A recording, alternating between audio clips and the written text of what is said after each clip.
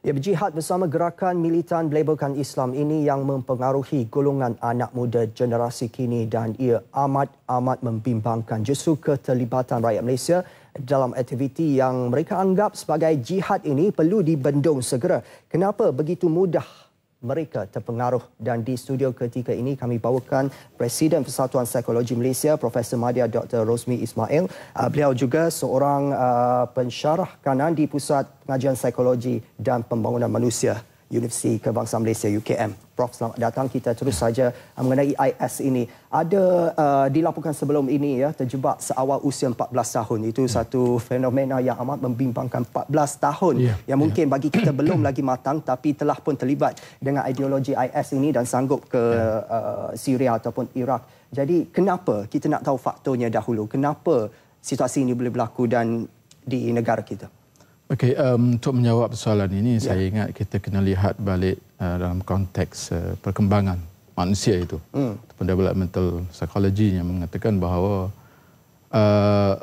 manusia itu berkembang daripada kecil sampailah dewasa.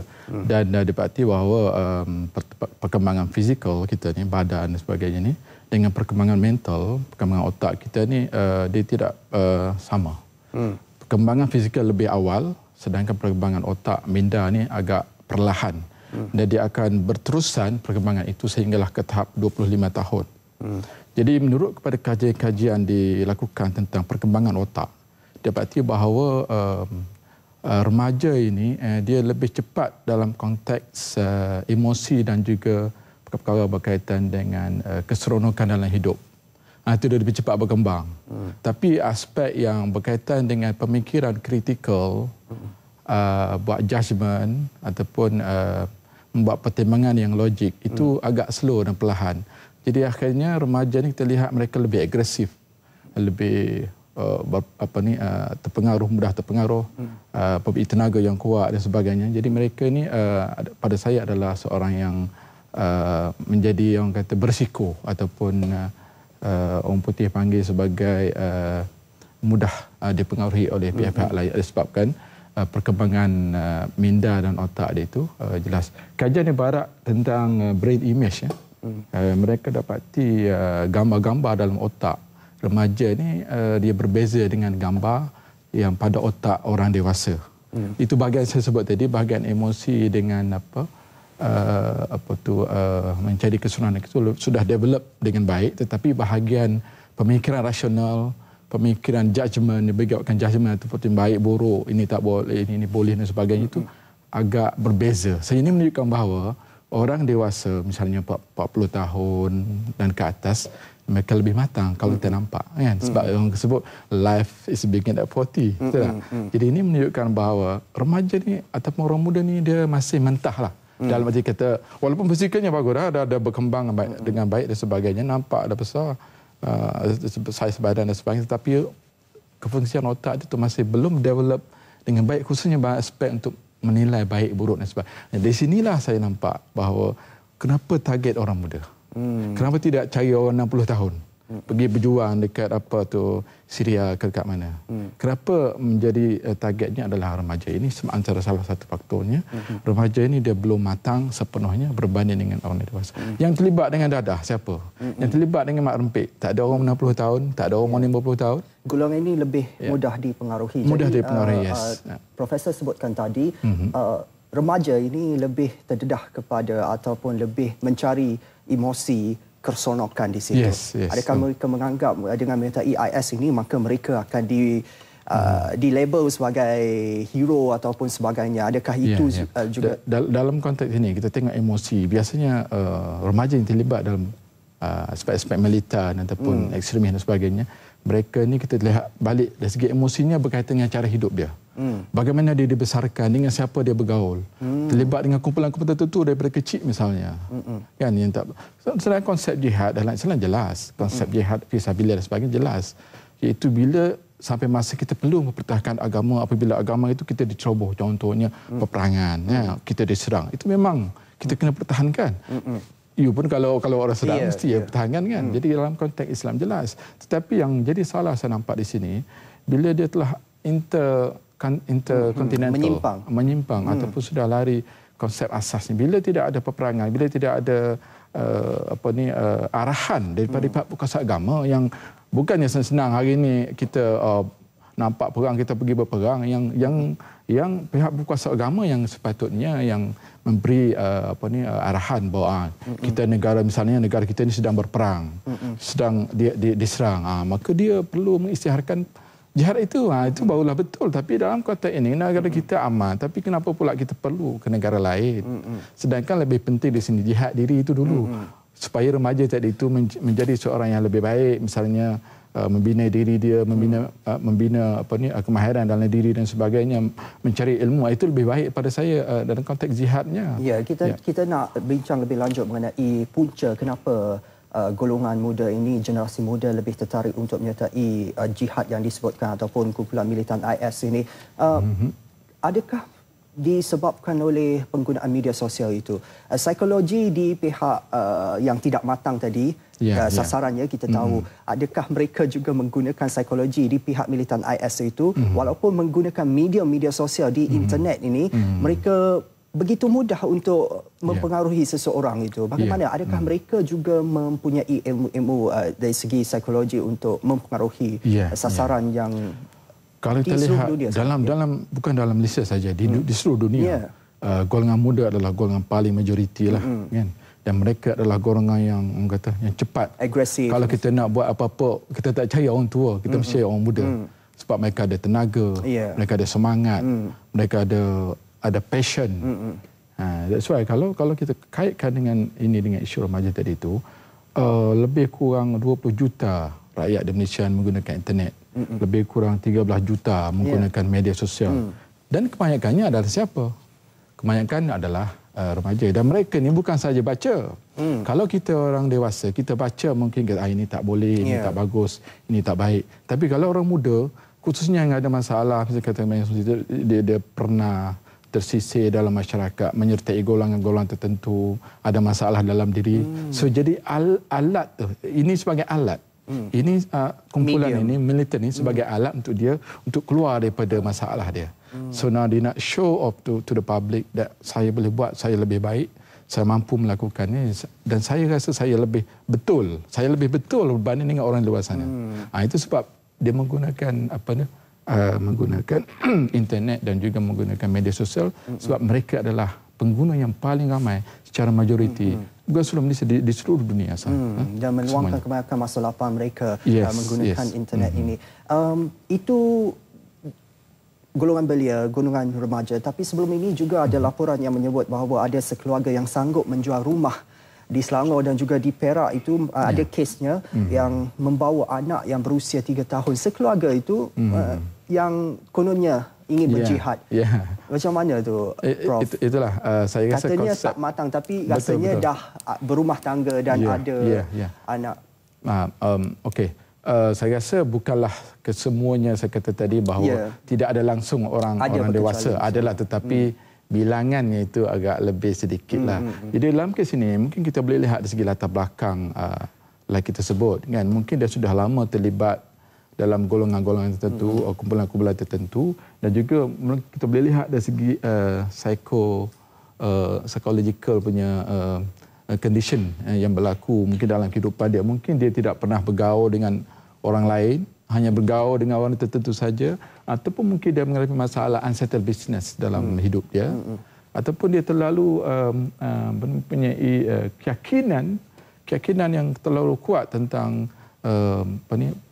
untuk mati yang lebih mulia, kan, berjihad di jalan Allah dan sebagainya. Jadi itu dia anggap sebagai keutamaan dalam hidup dia. Dia percaya sangat-sangat, dan saya rasa yang macam ini saya rasa tidak ramai. Memang ada, tetapi jumlahnya terlalu sedikitlah. Kita lihat, ialah kalau kita lihat berapa ramai penduduk Islam di Malaysia, yang berlaku hanya berapa orang, berapa kes. Jadi sebab itulah saya kata tadi, target dia adalah orang muda. Orang muda, kerana mereka ni lebih mudah untuk diasuh, lebih mudah untuk dipengaruhi, dan paradigma baru akan diserap secara perlahan-lahan dalam jiwa. Kalau kamu buat begini, kamu jadi seorang yang lebih hebat daripada remaja lain. Inilah mati yang suci. Memang betul lah, tetapi cara itu yang tidak betul. Ini yang kita kena tanamkan dalam masyarakat, khususnya kalau orang remaja. Mereka perlu berfikir secara lebih matanglah, dan juga peranan ibu bapa. Itu penting, memantau siapa anak dia itu berkawan, golongan mana dia adakah dia akses pada internet, sosial media yang tertentu yang ada unsur-unsur militan dan sebagainya. Itu tidak bagus. Selain daripada memantau pergerakan anak-anak ini, aktiviti dan siapa mereka bergaul, adakah mungkin ibu bapa di luar sana juga bimbang ketika ini, mungkin dari segi psikologi itu, Profesor, ada perubahan tingkah laku yang mungkin boleh mereka kesan yang berlaku pada anak-anak, dan daripada situ bagaimana mereka nak membantu anak-anak sebelum mereka menjadi lebih parah? Seperti yang kita bincangkan. Ya, memang kita boleh kesan tanda-tanda awal. Misalnya yang pertama, dia kurang bercakap dan kurang bergaul.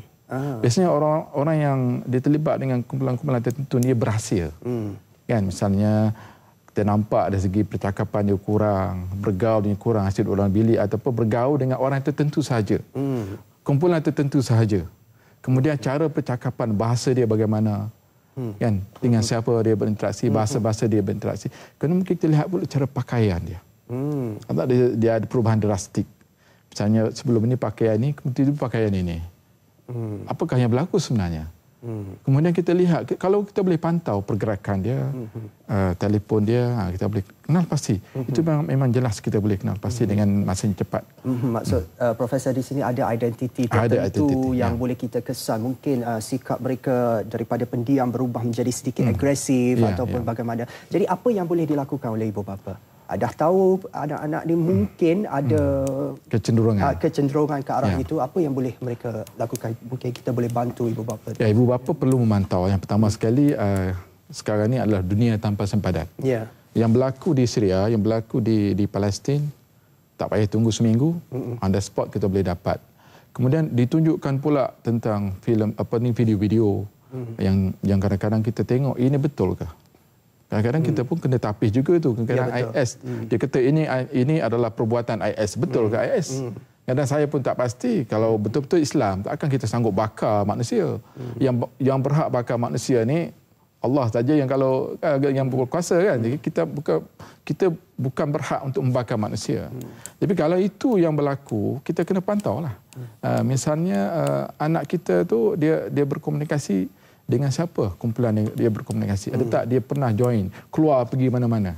Itu paling penting. Jangan hanya kita bagi telefon pada anak kita, internet kepada anak kita, kebebasan kepada anak kita, kita tidak memantau pergerakan mereka.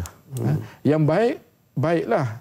Tapi mungkin ibu bapa juga fikir, tak apalah sebab selagi mana dia tak terlibat dengan dadah, dia tak terlibat dengan antisocial behaviour, rempit dan sebagainya, tak apa, biarkan. Ini bagus. Tetapi yang bagus itu, adakah dia bagus selama-lamanya? Takut nanti dia faham lain. Mungkin ustaz berceramah, datang berceramah ataupun dia menghadiri kuliah-kuliah agama dan sebagainya, dia faham lain. Penceramah bagi lain, dia faham lain. Berjihad macam ini, sebenarnya dia faham jihad macam ini. Kalau mau mati syahid, inilah caranya, inilah jalannya, pergi ke sana. Sebab Malaysia tak mungkin berlaku. Itu yang dia faham. Kalau inilah kefahaman yang berlaku, saya rasa ibu bapa kena tengok balik, kena pantau betul-betul apa yang berlaku pada anak. Bahan apa yang dia bawa? Kadang-kadang bahan tu dalam internet tu dia download video ke apa, fahaman-fahaman, ideologi tentu jadi download. Kita tak tahu gambar-gambar apa yang dia tengok, kita tak tahu. Tawaran-tawaran apa? Misalnya ada tawaran hebat. Okey, kalau kamu pergi ke sini, kamu dapat hadiah. Misalnya dapat berkawan, dapat berjumpa dengan pemimpin tertinggi tertentu dan sebagainya. Ini satu tawaran yang menarik. Jadi golongan remaja ni apa lagi dia rasakan itulah satu peluang kepada mereka untuk mencapai apa yang dia nak. Dan jangan kita lupa bahawa mereka mungkin menghadapi masalah psikologi. Mungkin mengalami depression, mungkin mengalami stres dalam hidup. Kita tak tahu, ada masalah dengan family, ada masalah usia berbelas. Ada masalah dengan kawan dia pulau dia.